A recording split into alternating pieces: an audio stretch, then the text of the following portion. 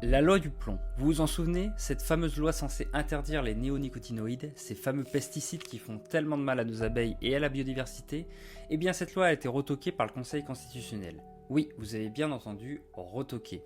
Alors, est-ce que ça veut dire que tout est fini?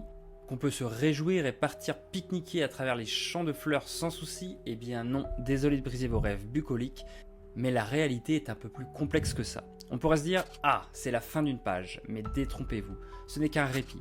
Parce que si vous y réfléchissez bien, ce rejet par le Conseil constitutionnel n'est pas un coup de massue final. Il suffit de quelques ajustements législatifs, un peu de politique, et voilà qu'une nouvelle version de la loi pourrait réapparaître sur le bureau de l'Assemblée nationale. Alors oui, la loi a été recalée pour l'instant, mais franchement, qui peut dire qu'on ne reviendra pas à la charge?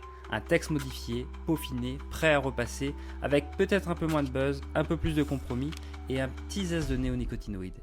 Mais soyons clairs, pour nous, consommateurs, il n'y a pas grand-chose qui change. Pas grand-chose du tout. Parce que pendant qu'on se dispute sur les questions légales et qu'on se félicite pour ce rejet symbolique, devinez quoi?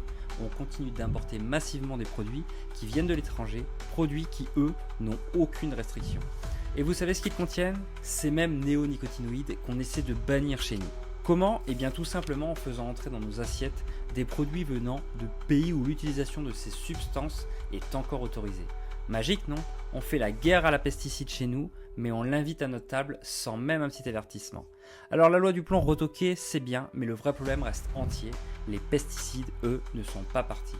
Et pour nous, pauvres consommateurs, ça ne change absolument rien. Nos assiettes restent toujours aussi polluées, nos aliments toujours aussi traités, et les néonicotinoïdes continuent d'infiltrer nos vies à travers les frontières comme des invités indésirables. Au final, le Conseil constitutionnel peut bien faire ce qu'il veut, il y a quelque chose qui importe, la réalité sur le terrain. Et cette réalité, c'est qu'on continue à manger des pesticides à pleines dents.